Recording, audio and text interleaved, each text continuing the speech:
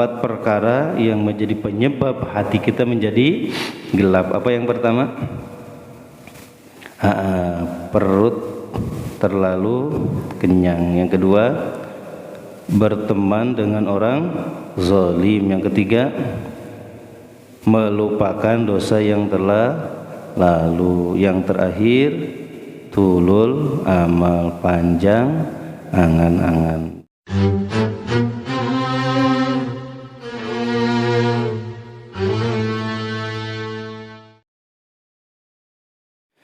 Bismillahirrahmanirrahim. Assalamualaikum warahmatullahi wabarakatuh.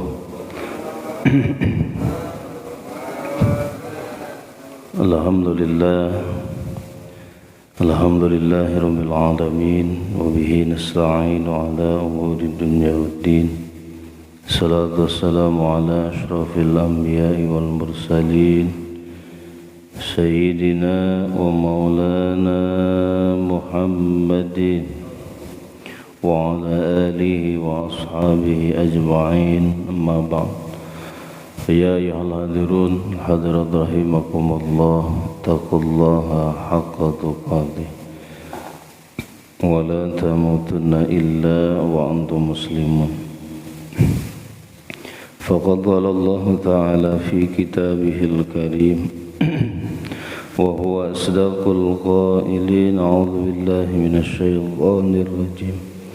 بسم الله الرحمن الرحيم. يا أيها الذين آمنوا اتقوا الله ولتنظر نفس ما قدمت لغد واتقوا الله إن الله خبير بما تعملون.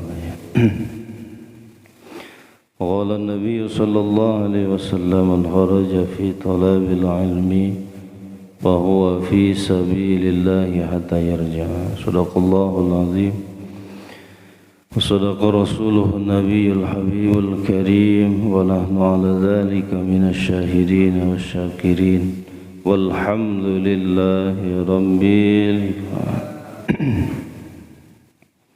Hadratul Kiram Muhtaram, saya hormati Fadil Qaim beserta jajarannya, para asatidzah, para hujjaj, seluruh jamaah Jami' At-Taqwa, yang mudah-mudahan kita semuanya selalu dilindungi, dipelihara oleh Allah Subhanahu wa taala. Pertama-tama yang paling utama adalah kita panjatkan puji serta syukur kehadirat Allah Subhanahu wa taala. Salawat serta salam ay makrunan bita'alim semoga tercurah limpah pada Faduqa alam Habibana Karim wa Nabiyana Karim Muhammad sallallahu alaihi wasallam.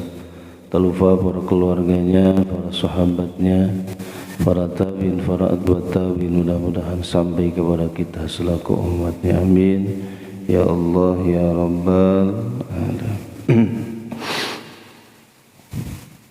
Kita lanjutkan kembali kajian kita masih dalam kitab Nasaihul Ibad, bagian yang keempat yang menceritakan sekarang makalah yang ke 13. Bismillahirrahmanirrahim. Wal maqalatu salisatu asyar, makalah yang ke-13 ini akan menceritakan tentang penyebab-penyebab hati yang gelap dan terang. Penyebab-penyebab hati yang gelap dan terang. Jadi ada hal-hal yang menjadi penyebab hati kita menjadi gelap, dan ada pula yang menjadi asbabiyah, penyebab daripada hati kita yang terang benderang. Apa saja nanti penyebab-penyebab daripada hati yang gelap, dan apa saja nanti yang menjadi penyebab hati yang terang.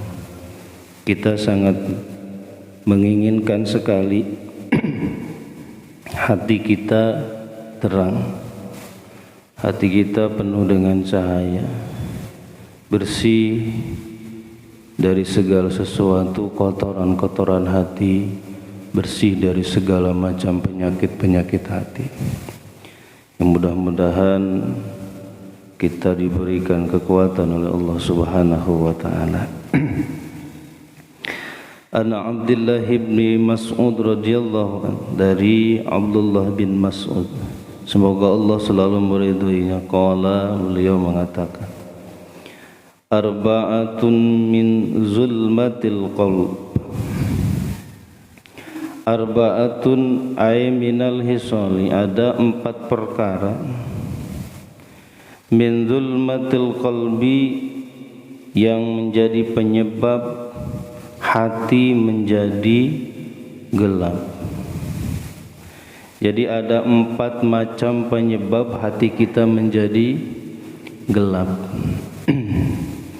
Yang pertama, bat'u syaba'an min ghairil mubalah. Yang pertama yaitu perut yang terlalu kenyang. Yang pertama penyebab hati kita menjadi gelap yaitu perut kita terlalu kenyang. Ya Allah, sedangkan kita itu kalau makan belum batas kenyang gak berhenti, betul ya? Allahu Akbar. Jadi batasan kita itu kenyang. Padahal mah Rasul itu mengajarkan kepada kita, makanlah sebelum lapar, berhentilah sebelum kenyang. Kalau kita kebalik, makanlah sesudah lapar, berhentilah setelah kenyang. Ya, aduh, kita masalah jalannya. Makanya kenapa kita mah sering sakit? Iya, kita sering sakit. Kenapa? Karena kita tidak sesuai dengan aturan ajaran yang diajarkan oleh baginda Rasulullah sallallahu alaihi wasallam. Rasul mengatakan, jadi perut kita itu memiliki hak. Hak perut kita itu diisi oleh makanan atau minuman. Sepertiga makanan, sepertiga minuman, sepertiga lagi udara, napas. Kalau kita kayaknya makanannya 2/3, ya minumannya 1/3, napasnya nggak habis, ngos-ngosan ini. Allahu Akbar. Sampai ada yang makan sampai muntah. Itu ya, dalam ilmu fikih itu termasuk haram. Walaupun yang kita makan adalah yang halal. Kalau makanan sudah mencapai batas itu, bahkan ketika terjadi kemuntahan, muntah gitu, saking penuhnya, maka itu terjadilah haram. Hukumnya haram. Kalau makan sampai muntah, hanya batas ya. Rasul membatasi jangan sampai kenyang, berhentilah makan sebelum kenyang. Masya Allah, kan gitu ya. Kita mau sebelum makan itu, belum lapar gitu bahasanya. Gitu ya Bu ya. Nih tanyain ibu-ibu, kalau nyuruh makan bapak-bapaknya paling gitu ya, Pak makan dulu, ntar belum lapar gitu istilahnya. Ntar saja belum lapar. Ya Allah, makanya ketika makan orangnya kelaparan, orang yang lapar pasti rakus. Iya, pasti rakus. Masya Allah, maksudnya hati-hatinya. Karena ternyata syaitan itu selalu memata-matai kita setiap waktu. Jadi ketika kita masuk ke dalam rumah kita, terus kita membaca doa zikrullah atau zikru asma'illah, kita menyebutkan nama-nama Allah, kita menyebutkan Allah, ingat selalu kepada Allah. baik ketika kita makan atau sebelum tidur.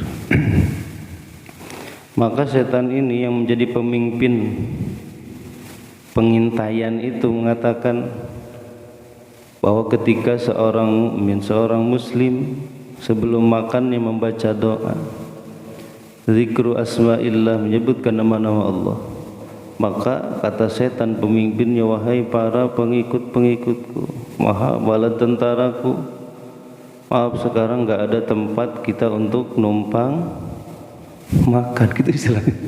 Dalam hadis Rasul seperti itu. Sekarang di rumah ini tidak ada lagi waktu kita untuk numpang makan. Masya Allah. Ketika kita tidur, sebelum tidur kita baca dulu doa, mengingat Allah Subhanahu wa ta'ala, atau baca Al-Quran terlebih dahulu. Kita punya wudu dulu.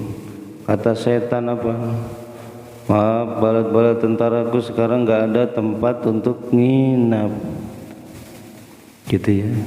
Kagak ada tempat buat numpang tidur sekarang itu. Pulang gitu. Itu Masya Allah. Makanya kenapa dalam ajaran kita sedikit-sedikit kita ada doanya. Setiap sesuatu itu pasti ada doanya. Bahkan sebelum masuk WC itu baca doa dulu. Itu ya, Masya Allah.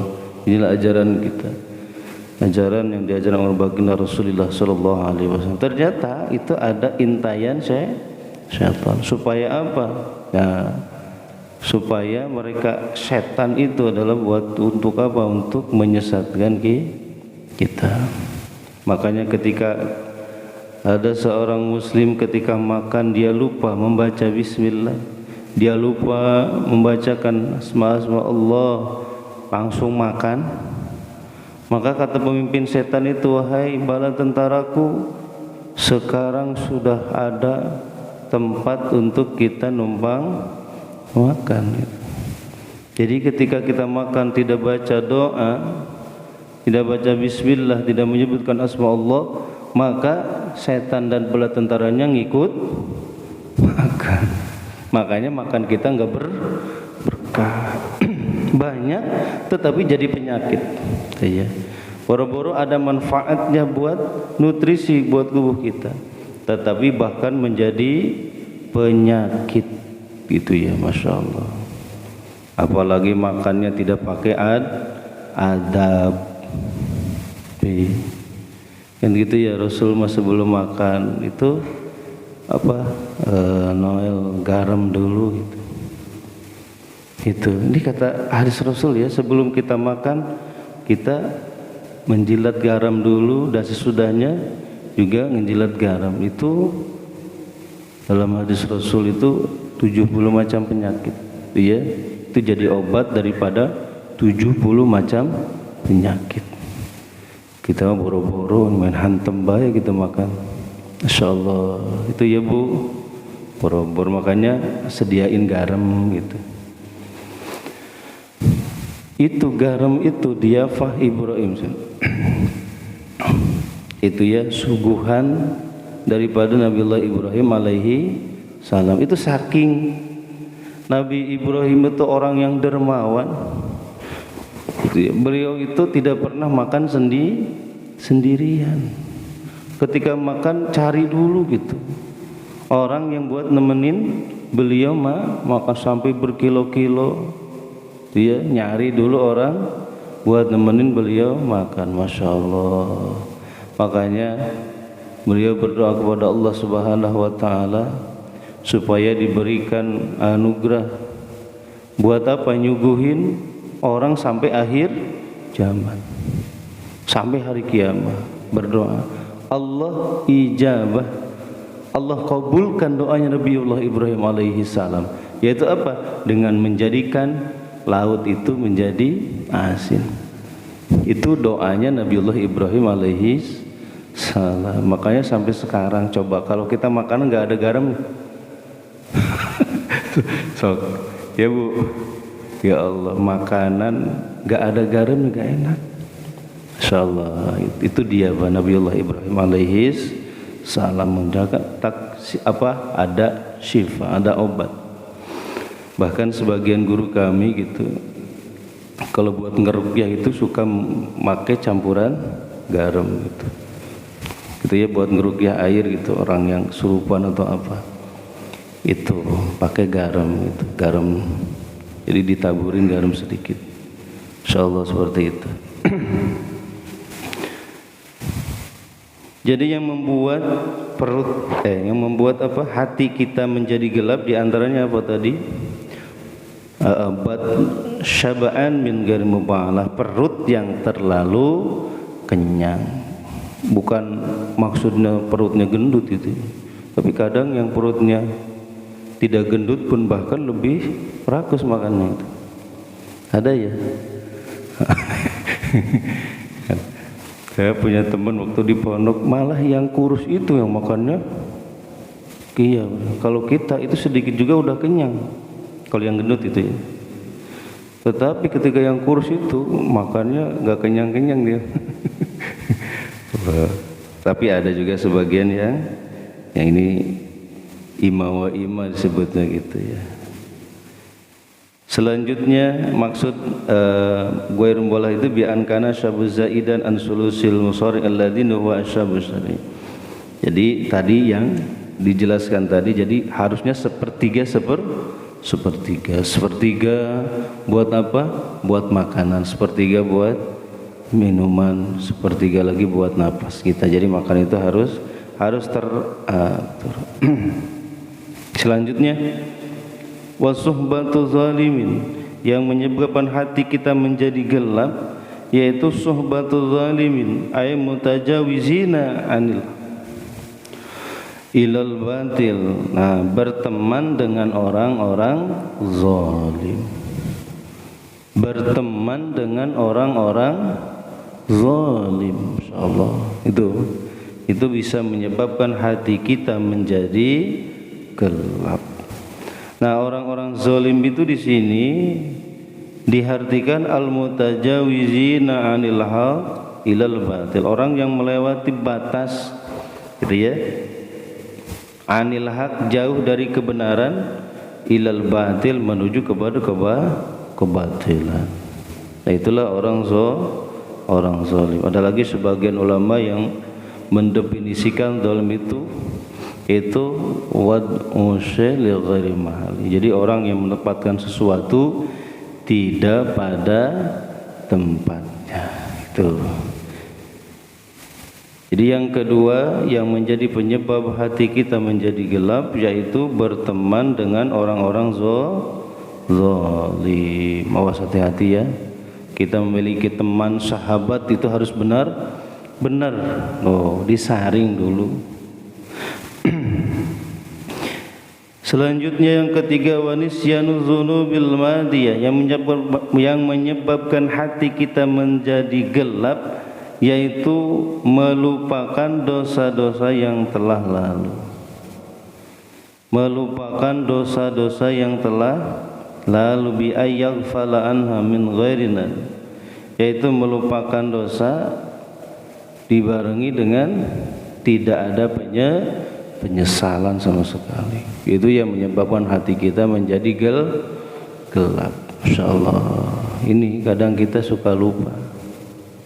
Ya, lupa dosa-dosa kita yang terdahulu, bahkan kita malas untuk bertaubat. Masyaallah. Gitu ya. Seharusnya setiap dosa itu ditaubati gitu ya. Jadi jangan dikumpulin sekaligus, dirapel, dijamak. Jadi tobatnya satu kali, nanti aja bikin dosanya yang banyak, tobatnya sekali gitu. Jadi setiap dosa kita tobatin, setiap dosa itu. Ya Allah, seperti itu. Ya kalau mudah gitu, kalau kita taubat karena kita berbuat dosa kepada Allah. Ini kalau berbuat dosanya dengan sesama kita, ini yang paling beratnya. Bahkan ada yang paling susah lagi ketika apa? Kita berbuat dosa kepada makhluk Allah selain manusia gitu, model apa? Hewan gitu ya. model tumbuhan dan sebagainya. Itu ada ya, kita buat dosa. Bahkan kan dalam hadis ada yang menyebabkan seorang perempuan masuk neraka itu sebabkan kucing. Fi hirrah ay bisababi hirrah, disebabkan kucing. Jadi melihara kucing, ya dia kunci si kucingnya itu di tempatnya itu nggak dikasih makan sampai mati. Itu menjadi penyebab dia masuk neraka. Masya Allah. Makanya hati-hati yang punya kucing, yang punya peliharaan nih, burung, iya hati-hati. Jadi bahasanya harus diistimewakan kita makannya gitu. Harus benar-benar dipelihara dengan baik, dijaga kandangnya, itu ya, dibersihin dan sebagainya. Itu jangan sampai kita menyiksa makhluk Allah Subhanahu wa ta'ala. Kalau kita bagus pemeliharaannya, sampai burungnya atau hewan-hewan peliharaannya itu baik-baik saja, bahkan bagus gitu ya, perkembangannya baik, itu bahkan lebih baik lagi gitu. Ya, asal jangan disia-siakan. Kita pengennya doang melihara, ngurusnya kagak mau, kan ada ya gitu. Kayaknya lihatnya kayak bagus gitu ya, ternyata sudah punya gitu ya, ternyata repot juga gitu. Allah, seperti itu ya, harusnya hati-hati. Ya, dosa terhadap sesama manusia. Jadi harus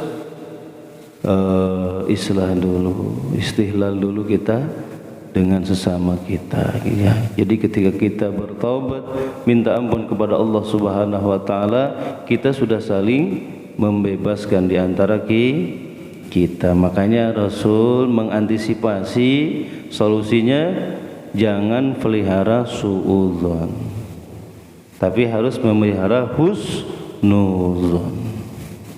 Ini nih ya, kagak boleh kita melihara buruk sangka kepada siapapun, tapi peliharalah husnuzon, berbaik sangka kepada siapapun, pada siapapun. Tidak boleh kita berburuk sangka seperti itu.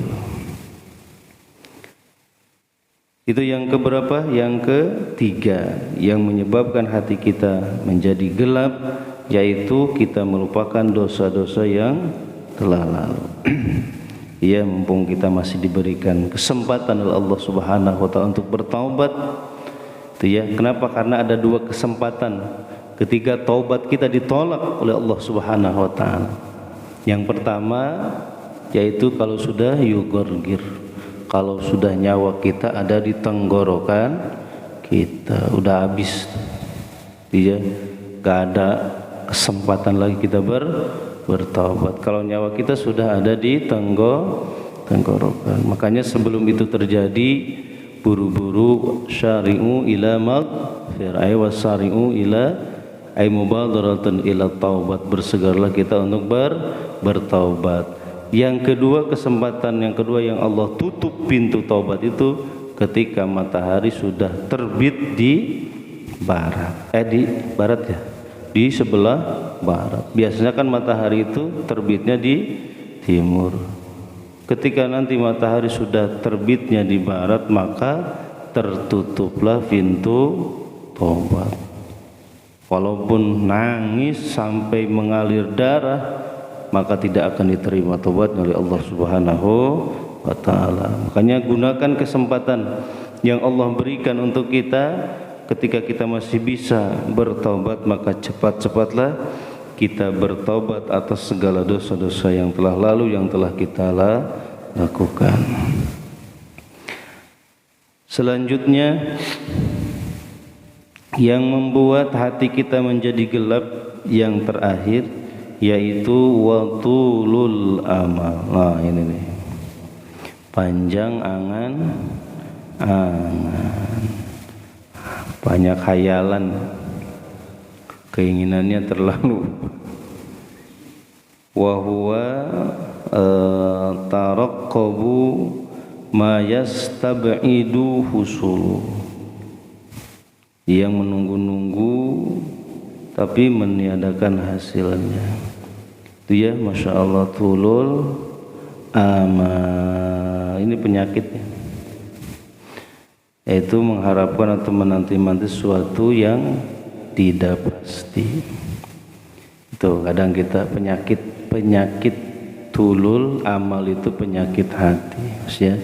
Dan itu menjadi penyebab hati kita menjadi gelap. Terus aja berandai seandainya, jikalau umpama misalkan terus begitu. Itu mengandai-andai terus mengandai-andai gitu. Insyaallah awas nih hati-hatinya, itu penyakit hati gitu ya. Ya Allah terus ngarep-ngarepnya kaya gitu ya.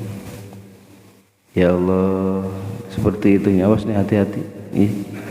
Kenapa? Karena di sini dikatakan wa an Ali, dari Sidina Ali karamallahu wajhahu anna Rasulullah sallallahu alaihi wasallam qala, sesungguhnya baginda Rasulullah sallallahu alaihi wasallam pernah bersabda, inna asyadda ma atakhawfu alaikum haslatani, sesungguhnya perkara yang sangat aku khawatirkan terjadi atas kamu semuanya, khoslatani, ada dua macam.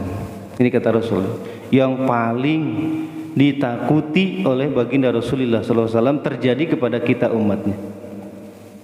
Apa? Yang pertama ittiba'ul hawa, yang pertama mengikuti hawa nafsu. Ini perkara yang paling ditakuti oleh baginda Rasulullah Sallallahu Alaihi Wasallam. Kita umatnya mengikuti hawa nafsu. Masya Allah. Yang kedua watulul amal. Nah, yang kedua terlalu panjang angan-angan. Fa'ama ittiba'ul hawa, maka adapun mengikuti hawa nafsu, fainahu ya'dilu anil haq, maka sesungguhnya mengikuti hawa nafsu itu menyimpang jauh daripada kebenaran. Ya, mengikuti hawa nafsu itu pasti jauh sekali menyimpang dari kebenaran. Karena nafsu, hawa nafsu itu tidak senang dibawa untuk benar. Betul kan? Tidak senang, tidak mau, ya, diajak untuk berbuat kebenaran dan tidak mau menerima kebenaran. Nih, awas nih, hati-hati, itu penyakit. Wa amatul amal, adapun panjang angan-angan itu fahubu lidunya, terlalu cinta terhadap dunia. Rawahu Ibnu Abi Dunya, masya Allah, terlalu cinta terhadap dunia. Makanya sebagian guru mengatakan kita boleh banyak gitu dunia, harta benda dan sebagainya, tetapi hanya di tangan saja, jangan sampai masuk ke dalam hati. Ini gak apa-apa gitu ya, kita banyak mobilnya, banyak rumahnya, banyak simpanan depositonya, asal adanya di tangan saja, jangan sampai masuk ke dalam hati ya. Kenapa? Karena kalau sudah masuk ke dalam hati maka susah untuk keluar kembali. Itu ya, kita punya harta simpanan banyak sekali, bermiliar-miliar gitu. Ketika datang petugas masjid keliling gitu, kalau sumbangan itu ya. Itu keliling, sekarang udah enggak keliling. Masya Allah, keliling atau ya, sumbangan buat ustad gitu ya. Ya Allah, itu tiba-tiba ketika ada yang gitu ngumpet tuh ngumpet tuh, ngomong ke anaknya itu, bilangin ibu lagi gak ada, bilangin ayah lagi gak ada. Itu yang ngomong. Mengapa? Kata ibunya lagi gak ada gitu. Ya ketahuan deh. Ya Allah, saking pelitnya, betul gak? Kalau sudah masuk ke dalam hati itu sulit, apalagi sudah mengakar di dalam hati. Insya Allah. Nah, kalau kata ini Pak Haji gitu, ini Pak Haji. Itu kenapa ya kalau Pak Haji suka jadi istilah orang pelitnya? Itu kalau di kita di sana sudah jadi istilah Haji Arni gitu. Kalau di saya di sana gitu, di kampung itu istilah kalau pelit itu hajinya Haji Arni. Itu nggak tahu itu. Jadi ketika ada yang sumbangan itu kurangnya berapa katanya? Oh iya, keliling dulu ya, nanti kurangnya saya yang tambahin gitu.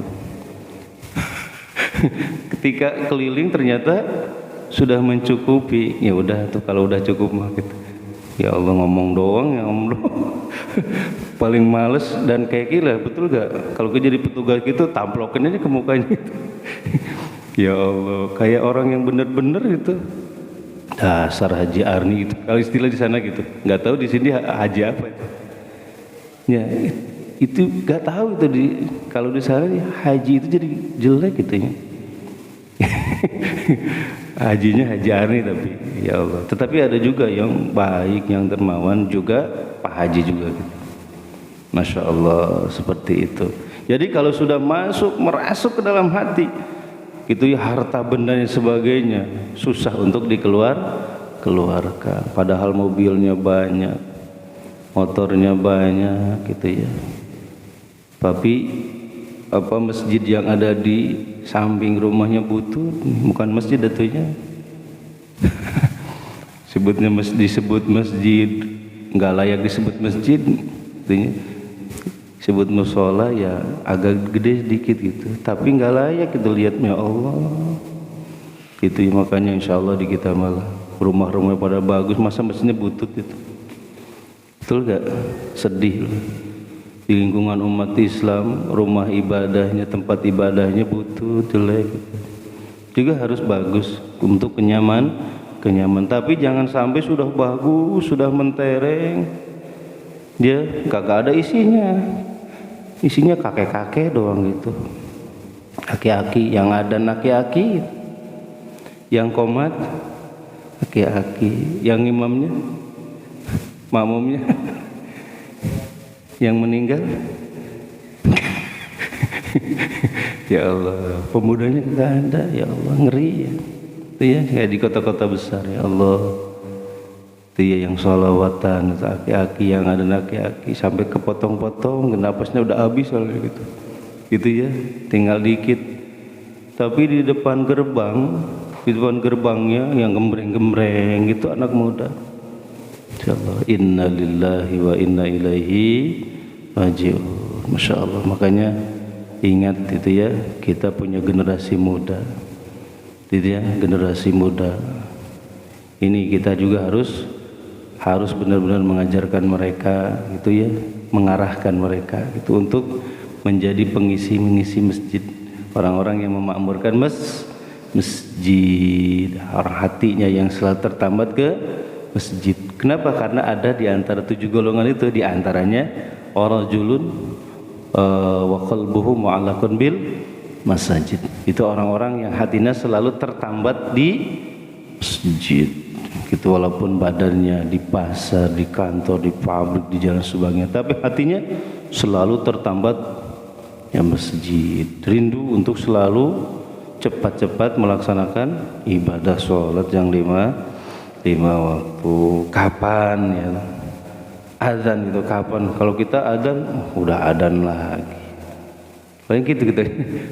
Perasaan tadi kita sudah azan lagi. Tetapi kalau yang selalu tertambat ke masjid hatinya, kapan nih adanya, kapan, udah rindu, udah kangen, pengen cepat-cepat ibadah lagi. Masya Allah, itulah hebat orang-orang yang akan dilindungi, dinaungi Allah Subhanahu wa Ta'ala pada waktu tidak ada naungan kecuali hanya naungan Allah Subhanahu wa Ta'ala. Inilah 4 perkara yang menjadi penyebab hati kita menjadi gelap. Apa yang pertama? Perut terlalu kenyang. Yang kedua, berteman dengan orang zalim. Yang ketiga, melupakan dosa yang telah lalu. Yang terakhir, tulul amal, panjang angan-angan. Insyaallah nanti 4 perkara lagi yang menjadikan hati kita menjadi terang. Sebaliknya dari dari ini semuanya. Mudah-mudahan ada manfaatnya, nambah iman takwa kita pada Allah Subhanahu wa taala, dan mudah-mudahan Allah selalu melimpahkan rahmat kasih sayangnya dan juga keberkahannya untuk kita semuanya. Berkah sisa umur kita, berkah kasab dan usaha-usaha kita, berkah keluarga kita, berkah anak-anak dan keturunan-keturunan kita. Mudah-mudahan mereka dijadikan anak-anak dan keturunan yang soleh dan soleha. Hajat-hajat kita, maksud kita, niat-niat kita yang baik, yang bagus, mudah-mudahan cepat dikabul ijabah Allah Subhanahu wa taala. Kesanggutan di antara kita, kesulitan kita, masalah-masalah kita, mudah-mudahan Allah memberikan kesabaran, ketabahan, ketawakalan, keikhlasan, juga memberikan solusi jalan yang terbaik untuk kita semuanya. Terakhir, apabila ajal kita telah datang, mudah-mudahan ya Allah kami semuanya meninggal dunia dalam keadaan husnul khatimah. Amin ya Allah ya rabbal alamin. Syiril Fatihah. A'udzu billahi minasyaitonir rajim. Bismillahirrahmanirrahim. Alhamdulillahi rabbil alamin arrahmanir rahim maliki yaumiddin.